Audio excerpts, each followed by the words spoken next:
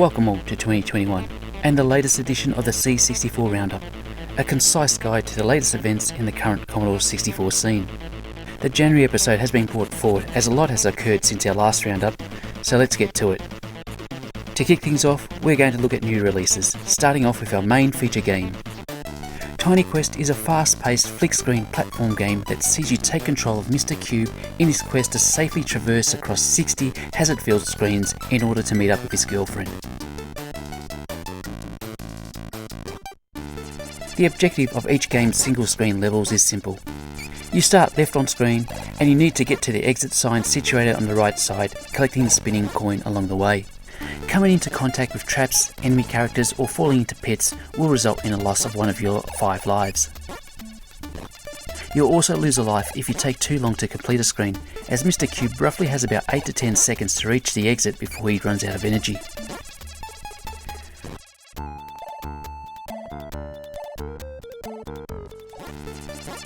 I really like the art style on offer within the game. It's simple but highly effective use of cubism style of graphics mixed with a very nice balance of the C64 palette, giving the title a somewhat unique console-like look and feel.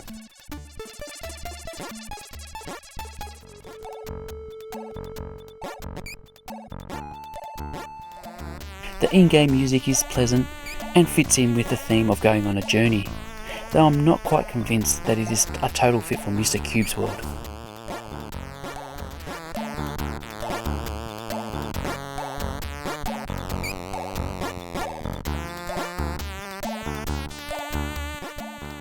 From time to time, you'll come across red mushrooms. Jumping into these will take you to hidden screens that will provide you with a reward. With every 15 screens you complete, you're provided with a password, which is a combination of directional pushes on the joystick. This acts as a save point and allows you to continue your quest after each game over. But note that these passwords only last for the current play session and reset when you reload the game. Tiny Quest is a lot of fun and a challenging game with addictive qualities. You can pre-order the cassette or disc version of the game from Bitmapsoft, which will include a digital download. A cartridge edition of the game is planned for release via RGCD, but no release date has been announced for this yet. Monstercatcher is a fast-action single-player game developed by Monty Boyd. The premise behind the game is simple. Monsters have invaded, and there are bunnies that are in trouble and need saving. Your job is to grab your magic wand and use your capture spell to entrap the monsters and then give them a good kicking. If you see any of your bunnies being trapped, then you have a few seconds to run over to free them before they disappear. To complete a level, you need to eliminate all monsters and have at least one bunny survive.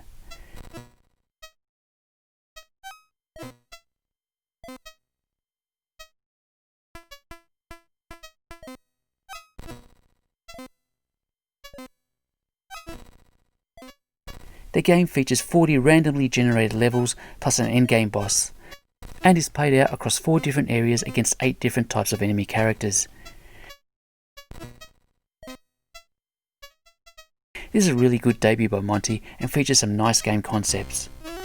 Monstercatcher is available as a digital download from itch.io.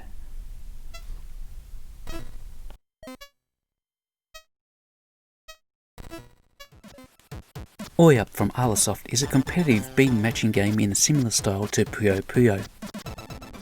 Featuring a scenario mode that allows you to play through progressive matches against AI opponents, the objective of Oyup is to connect 4 or more beams of the same colour to clear them from the grid and score points. It's important to note that the beams do not have to be in a straight line to get cleared. But to win a match, you're going to have to create elaborate combos that will result in rocks either being sent to your opponent's side, disrupting their carefully laid out plans, or to avert rocks from being dropped onto your own playfield. Rocks can only be cleared by popping beans adjacent to them. The first player to have their playfield filled with beans to the top is the loser.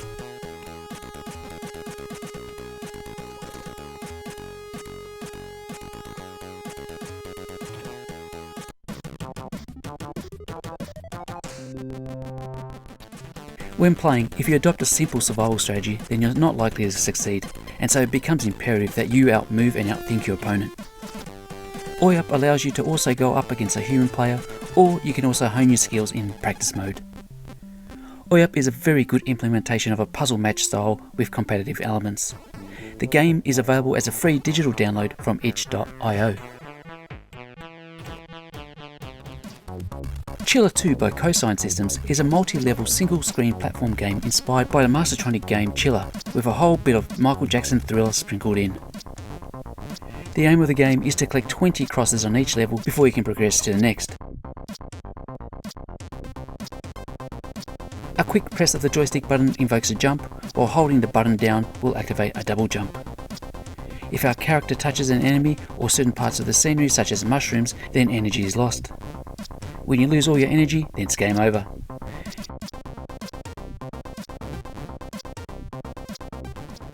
Chiller 2 contains some very good use of high-res graphics, and there are plenty of enemies to avoid on each of the game's 12 levels. Chiller 2 may initially look like a game that requires constant fast action, but you don't have a time limit to complete a screen, and as long as you can find a safe spot, you can take your time to plan your path to each cross location. I quite enjoy the arcade platform style of gaming on offer in Chiller 2, and am finding myself going back to it numerous times. The game is available as a free digital download. You will find a link to this in the video description. Alf Ingve is back on the scene with Zap Fight 3, his latest creation utilising the Redux version of Shoot 'em Up Construction Kit engine, showing that good shooters can be created with the engine by those who have the talent and design smarts to do so.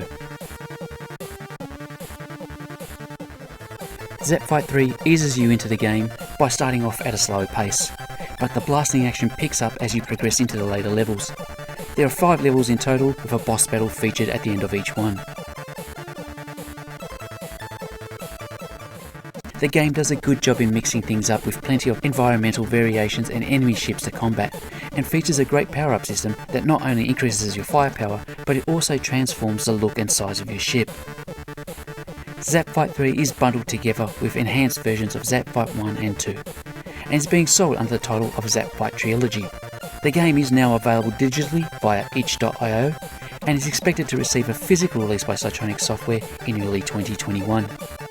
Commodore and Amiga Plus is a professionally produced magazine aimed at the Commodore user, covering the current scene at a broad cultural level. Issue 17 of KA Plus has recently been released and is a wonderful read covering new games and news for the whole Commodore range of microcomputers, and it contains a number of great feature articles and interviews. KA Plus is available in both Polish and English editions and can be ordered as a physical magazine or a digital PDF from the KA Plus website. Issue 17 comes with a great cover disc featuring a number of games, including an exclusive preview of Robot Jet Action.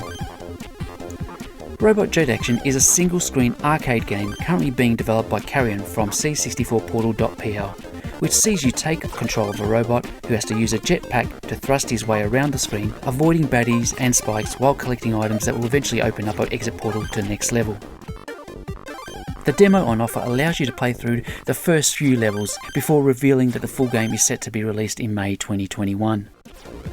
Carrion has decided that both Bombjack and Manic Miner are the inspirations behind the game's design, and I think this is an accurate representation of what it offers. Do you have a software or hardware project that you want to show off to the C64 community? Why not have it featured on one of the most popular regular episode series covering today's Commodore 64? Send your requests to RetroGamer via email and let us showcase your hard work. We've recently received a couple of showcase requests, and the first one we'll show now is Rabbit Runner by Double G. Rabbit Runner is an infinite runner game where you play a hungry rabbit who loves to eat the farmer's crop. Your rabbit runs along 3 lanes and must eat the vegetables to keep his energy level high. The crop field is full of bad stuff like fungi, carnivorous plants, cacti and Halloween pumpkins, and there are obstacles like fences and rocks that need to be avoided at all costs. It has always been Double G's dream to release a C64 game, so we are glad he has achieved this and shared the results with the community. Download link to the game is in the video description.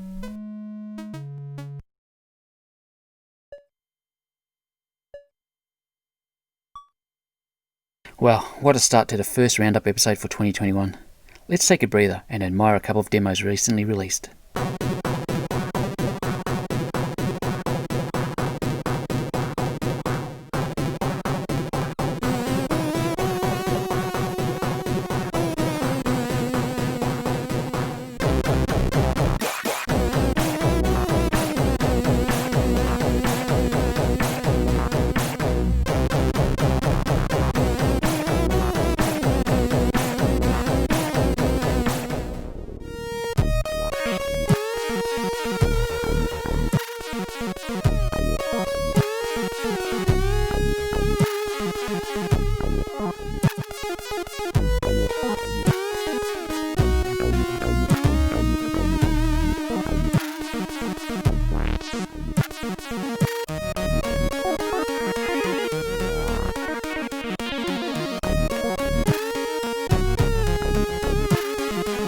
Alright, the third annual RGN C64 Gamers' Choice Award is here.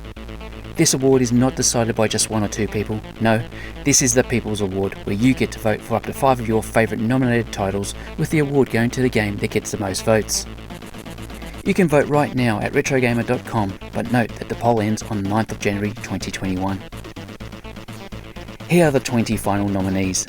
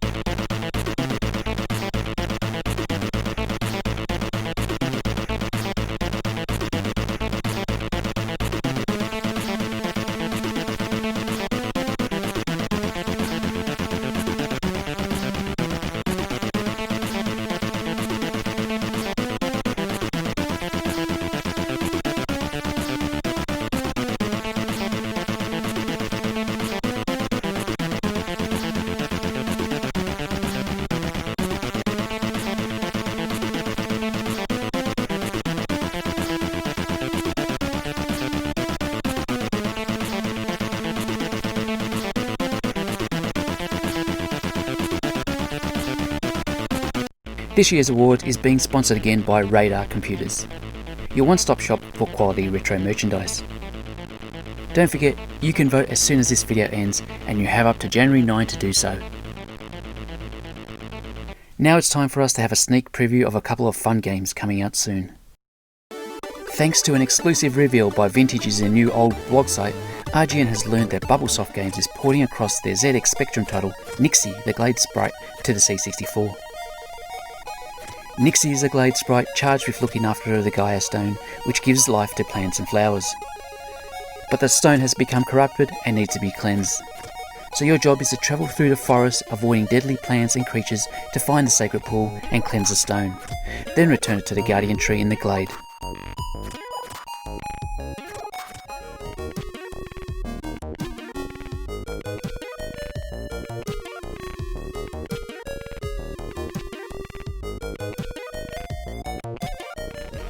Nixie is certainly a nice looking and sounding game. It features good jump controls, and this is important as timing movement and jumps is critical throughout the game. The gameplay is broken up into a number of objectives that will have you going backwards and forwards exploring the whole wonderful game world. Nixie is expected to receive a release this month, and going by this effort, I hope to see more ports coming from Bubblesoft.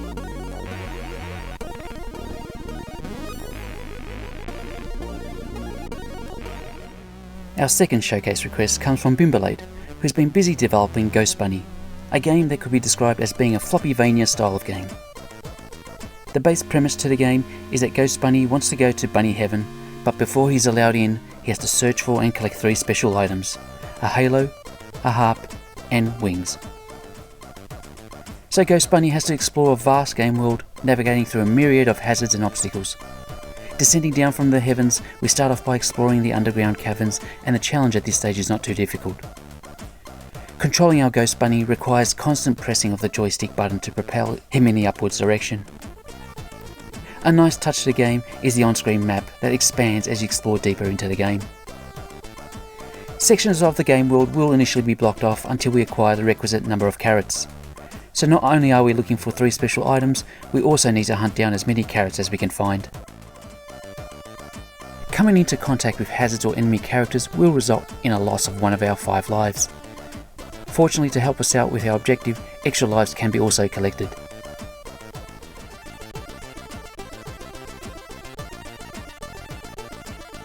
When we are able to unlock restricted areas, the game challenge starts to become a little more predominant.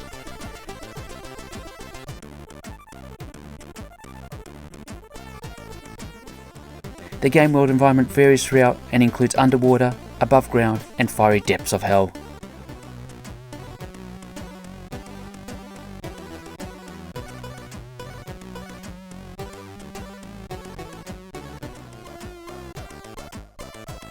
The special items collected also provide our Ghost Bunny with special abilities.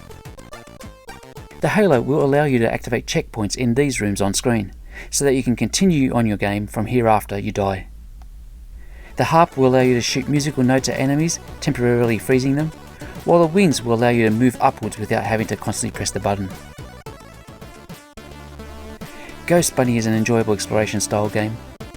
Development on the game is complete, with Bimblade looking to release the game in early 2021. And that is a wrap on the first C64 Round Up for 2021. And I hope you agree that this episode contained one of the best overall collection of games from a quality and production standpoint.